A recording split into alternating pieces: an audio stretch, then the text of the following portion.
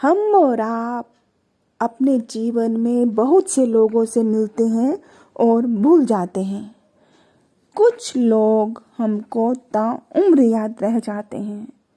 ये वो लोग होते हैं जो हमको कुछ करना सिखाते हैं। जब भी करते हैं हम वो काम, वो हमको याद और याद आते हैं। अब मैंने कहा कि कुछ लोग हमको हमेशा याद आते हैं और कुछ लोग ऐसे भी तो होते हैं ना जिनको हम भूल नहीं पाते। उसकी भी एक वजह होती है ना। अच्छे लोग याद आते हैं अपने कर्मों की वजह से, उनका हमारे साथ कैसा व्यवहार रहता है। और कुछ लोग ऐसे होते हैं जो बुरा सलूक करते हैं तो भी वो हमारी यादों से निकल नहीं पाते।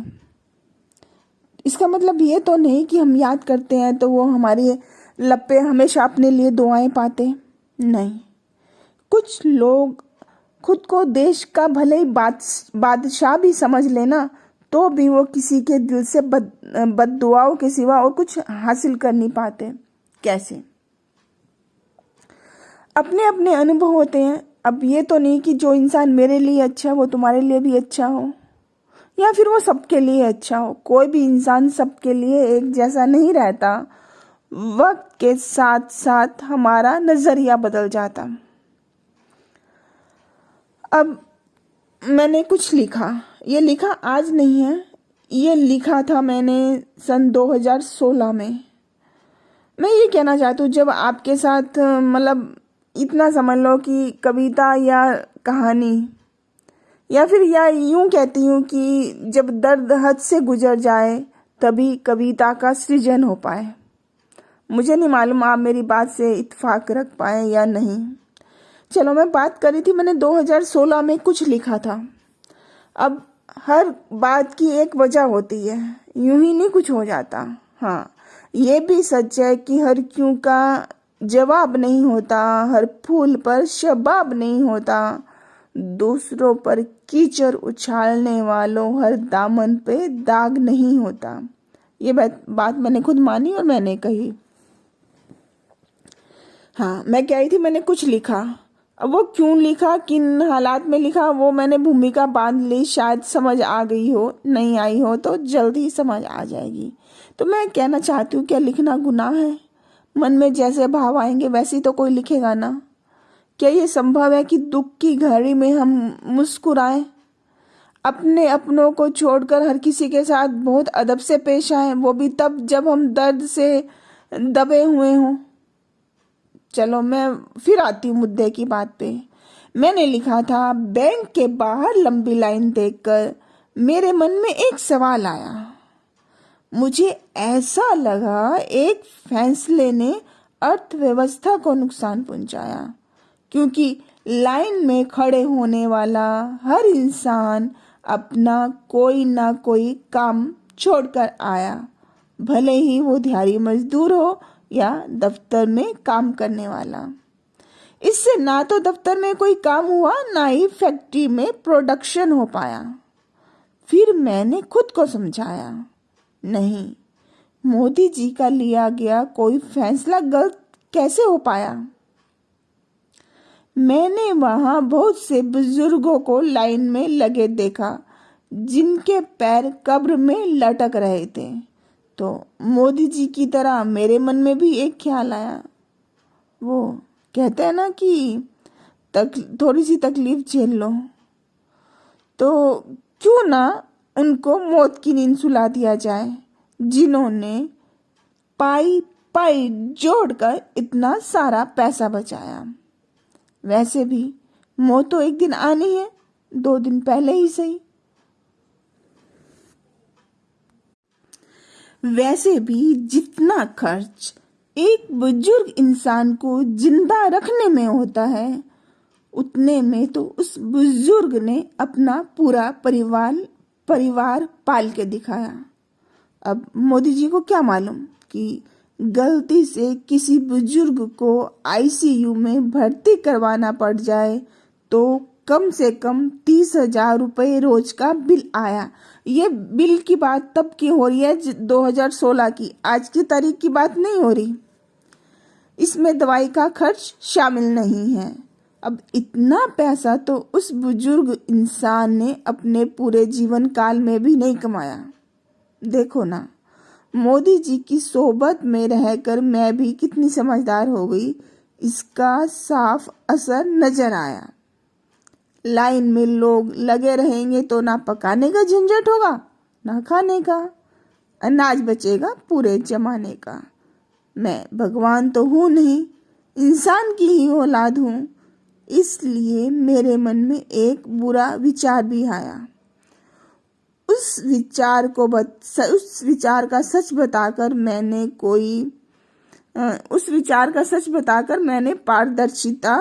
रिश्ते की पारदर्शिता को दर्शाया। वो ये कि माँ अम्बे, कोई तो है जो खुद को तेरा भक्त बताता है, बातें करता है मीठी मीठी पर दुष्टता बहुत दिखाता है। माँ, तुम एक बार जादू चलाना, कुछ पलों के लिए उसको समंदर की लहरों पर झुलाना। ध्यान रखना उसकी जान ना जाए, बस तब तक झुलाना जब तक उसको अपने सारे गुनाह याद ना आ जाए।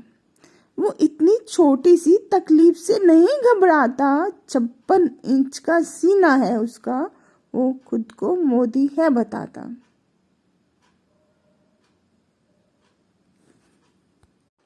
हाँ, मैं तुमसे बात कर रही थी नवंबर 2016 की। तो तुम ही कहो, क्या मन के भावों को कागज पर उतारना गुनाह है? नहीं ना। तो फिर मैंने भी कुछ भावों को उतारा। मैं सोचती हूँ उसको शेयर किया जाए। शायद मुझे ऐसा लगता है कि मेरा दर्द कुछ कम हो जाए। मैंने लिखा था, ये दिन था 13 नवंबर 2016। मैं फिर ही वही बात करूँगी कि कोई भी यूं ही नहीं लिखता। उस लिखने के पीछे एक वजह होती है, जो वजह हर किसी को समझ नहीं आती, या फिर दुनिया उस वजह को समझना ही नहीं चाहती। चलो, मैंने जो लिखा था उसको शेयर करती हूँ। मैंने लिखा था, कोई मुझको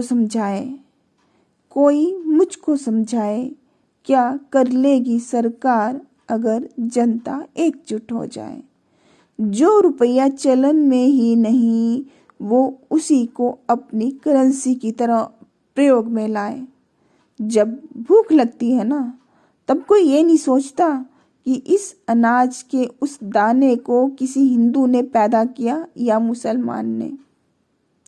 भोजन वो चीज है जो पेट की आग बुझाता है। उस भोजन को इंसान खाए या जानवर, भोजन करने वाला तृप्त हो जाता है। कुछ गलत कहा क्या? समय वो चीज है जिसको कोई रोक नहीं पाता है। रात हो कितनी भी अंधेरी, दिन फिर भी आता है। Trust me. भगवान ने सबको एक जैसा बनाया। कहने का मतलब इतना कि सबकी शारीरिक संरचना एक जैसी होती है, बावजूद इसके इंसान अपने शरीर को ढक कर रखता है, सभ्यता और शालीनता के नाते। लेकिन ये वाक्य सब पे लागू नहीं होता। फिल्म इंडस्ट्री में ऐसे लोगों की कमी नहीं जिनको कपड़े पहने में मुसीबत नजर आती है। अब उन पर मैं कुछ ज़्यादा नहीं कहना चाहती। मैं मुद्दे की बात पे आती हूँ कि मैंने क्या लिखा। सरकार चाहती है कि आप कुछ ना छिपाएं। आपके घर में क्या बना, आपने क्या खाया, आप सरकार को बताएं। तभी तो उसने चाहा कि आप नेक की रकम भी चेक के जरिए दे आए, ताकि सरकार देख पाए कितने लोग ऐसे हैं जो तुमको निमंत्रण पत्र भिजवाएं। इस तरह वो किसी की भी हर गतिविधि पर नजर रख पाए। इसी के मद्देनजर तो सरकार ने सबके आधार कार्ड बनवाए। लेकिन अब वो आधार कार्ड कहाँ काम आते हैं? अब पहले तो बीच में नियम बना दिया था कि न्यूमेरिकल अटेंडेंस लगेगी। फिर कोरोना के बाद क्या हुआ? खुद की ही रूह कांपने लगी ना। हम्म। चलो हम इन फालतू की बातों को छोड़ते हैं, हम लिखने की बात करते हैं। मैंने क्या लिखा? तो मैं कह रही थी कि मैंने लिखा था, कितने लोग ऐसे हैं जो तुमको निमंत्रण पत्र भिजवाएं, इस तरह वो किसी की भी हर गतिविधि पर नजर रख पाए। इसी के मद्देनजर तो सरकार ने सबके आधार कार्ड बनवाए। अगर किसी की किसी से कोई रंजिश है तो उसको कोई दिक्कत ना आए। वो जब चाहे किसी का अपहरण करके या किसी के अंगूठे की छाप से उसकी सारी संपत्ति लूट कर ले जाए। तुमने देखा नहीं, सरकार ने बैंक में अचानक से एक साथ कई सुरक्षा कर्मी बिठाए, लेकिन लेकिन इस अतिरिक्त काउंटर नहीं बनवाए। इतने सालों में क्या तुमको इतने सारे सुरक्षा कर्मी कभी सड़क पर नजर आए? एक बार टैक्स देने के बाद अगर कोई घर का सदस्य कुछ रुपए वक्त बेवक्त की जरूरत के लिए बचाए तो वह भी ब्लैक मनी बन जाए। वो मनी यानी सरकार चाहती है एटीएम के जरिए ही पैसा जमा करवाएं, इत्फाकन रुपया मशीन में फंस जाए और ट्रांजैक्शन हो ना पाए तो क्या होगा? ऐसा हुआ था, बहुत से लोगों के साथ रियल लाइफ में हुआ था। हाँ, मैं बात कर रही थी नवंबर 2016 की। तो मैं कह रही थी कि मैंने क्या लिखा, इतने सारे सालों में क्या तुमको इतने सारे सुरक्षा कर्मी कभी सड़क पर नजर आए? अब किसान आंदोलन हो रहा है उसकी बात मत करना, मैं तो पुरानी अतीत की यादों से के झरोखे से कुछ तुमको दिखाना चाह रही हूँ। एक बार टैक्स देने के बाद अगर कोई घर का सदस्य 1 रुपया वक्त बेवक्त की जरूरत के लिए बचाए तो वो भी ब्लैक मनी बन जाए। सरकार चाहती है एटीएम के जरिए ही पैसा जमा करवाएं, इत्फाकन रुपया मशीन में फंस जाए और ट्रांजैक्शन हो ना पाए। तब कम से कम आप कुछ दिन बैंक के चक्कर ना लगाएं। क्या फर्क पड़ता है इस बात से कि आप अपनी जरूरत के लिए अपना ही पैसा इस्तेमाल करना पाए। पैसे के अभाव में ज्यादा से ज्यादा किसी की जान ही तो जाए। किसी एक के जाने से दुनिया की रौनक कम नहीं हो जाए।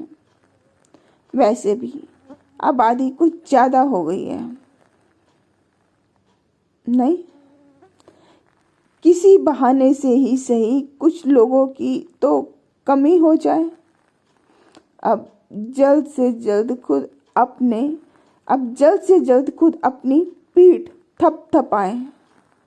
कितनी अच्छी तुम सरकार चुन कर लाए। अगर अपने ही किए पर अफसोस है तो गलत को गलत कहने की हिम्मत दिखाएं। दिखाओगे हिम्मत क्या? मुझे लगता तो नहीं है।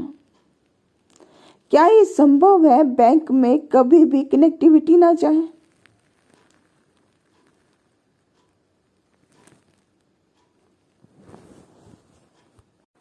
मैं बात कर रही थी नवंबर 2016 की।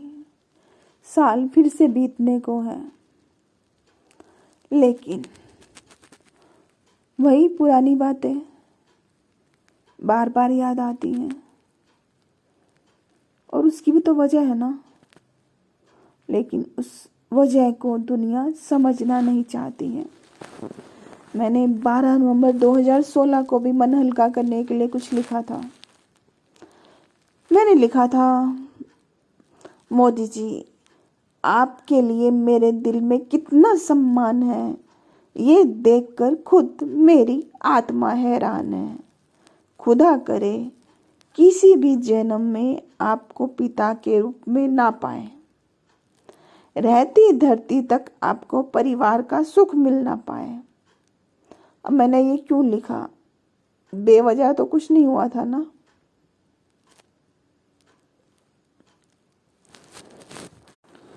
बहुत तकलीफदेह होता है किसी को खोना, लेकिन लोग कहाँ समझते हैं। अपनी गलती से तो इंसान मुसीबत पाता ही है, दूसरों की गलती की वजह से भी इंसान को दुख दर्द झेलना पड़ता है। तो ऐसे में क्या ऑप्शन बचता है हमारे पास सिवाय मन हल्का करने के। हाँ, तो मैं कह रही थी कि मैंने लिखा था, नहीं चाहिए मुझे ऐसा पिता जो मेरी आँख के एक इशारे को ना समझ पाए। मेरा पिता वो हो जो अंतिम सांस तक किसी को तकलीफ ना पहुंचाए, बावजूद इसके पूरी दुनिया उसके आगे सिर झुकाए, उसके मुंह से निकली बात को कोई काट नहीं पाए। मोदी जी, आप में एक भी खूबी नहीं है, ना ही है आपको अपनी जिम्मेदारी का एहसास। समझदार मुखिया वक्त रहते जिम्मेदारी से मुक्त हो जाता है। भारत एक परिवार ही तो है और आप उसके मुखिया। मुखिया ऐसा जिसने अपने हिस्से की जिंदगी जी ली, फिर भी अगले 10 साल तक के लिए सत्ता सुख चाहता है, और उसकी ये चाहत उसके जीवन के असंतोष को दर्शाता है। जिस दिन कोई पिता बनता है ना, उसी पल से वो अपने सुख को त्याग कर औलाद का सुख चाहता है। ये मैंने निजी जीवन में देखा। अगर वो ज्यादा संपन्न ना भी हो तो वो उसको खुद पढ़ाता है, यानी औलाद को खुद पढ़ाता है। इस तरह जो पैसे बचते हैं उसको उनके भविष्य के लिए बचाता है। आप क्या समझोगे ये सब? आपका तो कोई घर परिवार है ही नहीं, ना तो आपने अच्छे बेटे का फर्ज निभाया, ना ही आपको परिवार का सुख मिल पाया।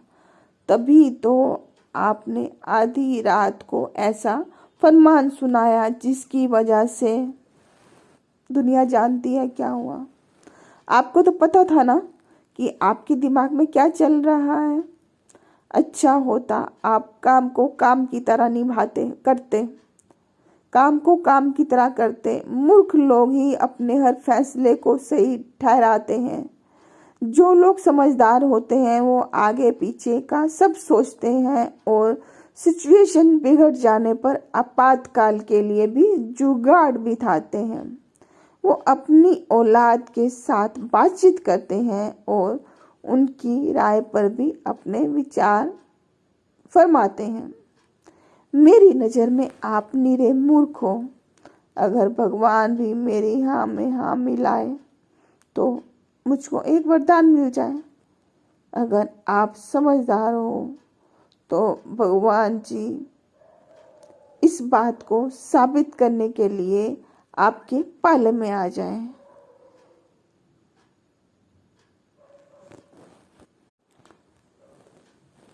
अगर आप समझदार हो तो भगवान जी इस बात को साबित करने के लिए आपके पाले में आ जाए। ये बात तो मैंने बता दी, तो आपको एक वरदान मिल जाए।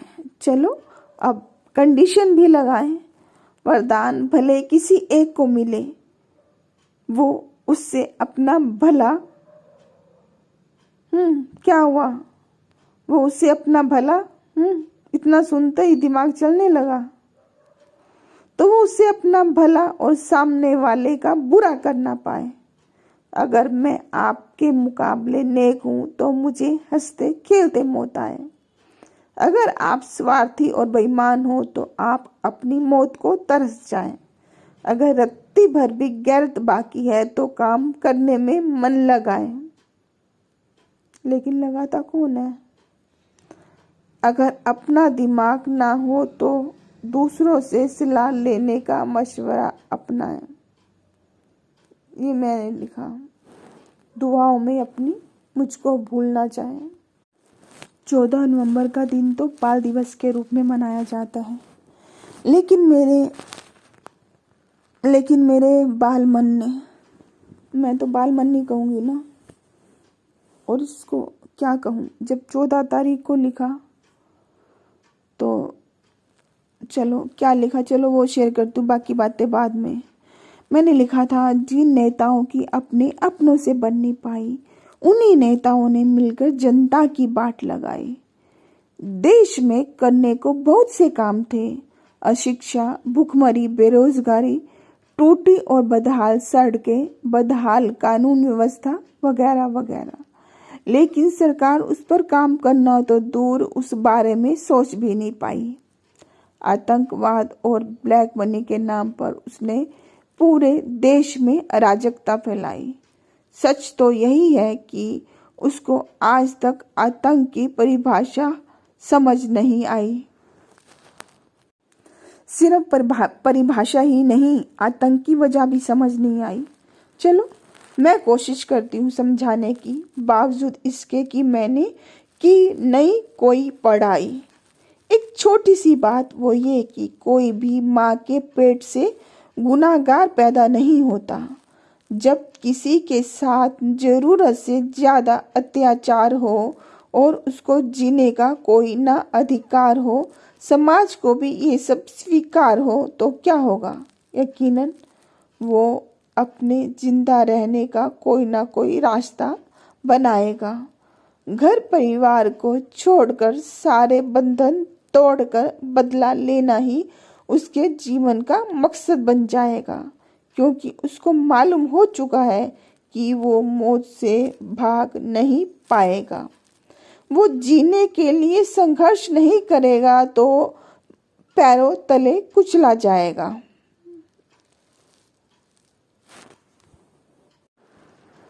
यही सोच रहे हो ना, मैं बात करते करते थक क्यों जाती हूँ?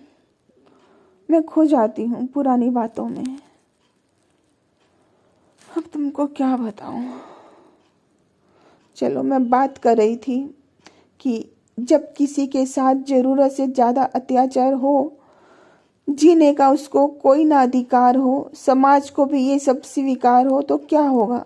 यकीनन वो अपने जिंदा रहने का कोई रास्ता बनाएगा। घर परिवार को छोड़कर, सारे बंधन तोड़कर बदला लेना ही उसके जीवन का मकसद बन जाएगा, क्योंकि जीने के लिए संघर्ष नहीं करेगा तो पैरों तले कुचला जाएगा। बदला लेते हुए मर जाना उसको मरते मरते भी संतोष दे जाएगा। ये सब मनोविज्ञान का विषय है। ये मनोविज्ञान नेताओं को कौन पढ़ाएगा? मैंने देखा तुम्हारे पास दिमाग है, क्योंकि जिन लोगों को तुम जानते नहीं, तुमने उनके साथ मिलकर पेट्रोल भरवाया। तुमने मुसीबत से पार पाने के लिए एक रास्ता बनाया। इसका मतलब तुम्हारे पास दिमाग है। मुझको बस इतना समझ आया, इसलिए मैंने तुमको कुछ समझाने का मन बनाया। अगर मुझे किसी ने नहीं समझाया होता तो यकीनन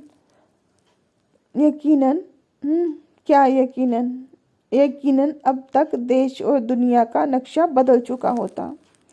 अपने अधिकारों के लिए तुम आवाज उठाओ, गलत को गलत कहने की हिम्मत दिखाओ, क्योंकि आज तक सरकार ने कभी ये तो नहीं बताया कि सबके घर में भंडारण की व्यवस्था करवाए, हर किसी को अच्छी शिक्षा मिल पाए। गुनाह कोई भी करे,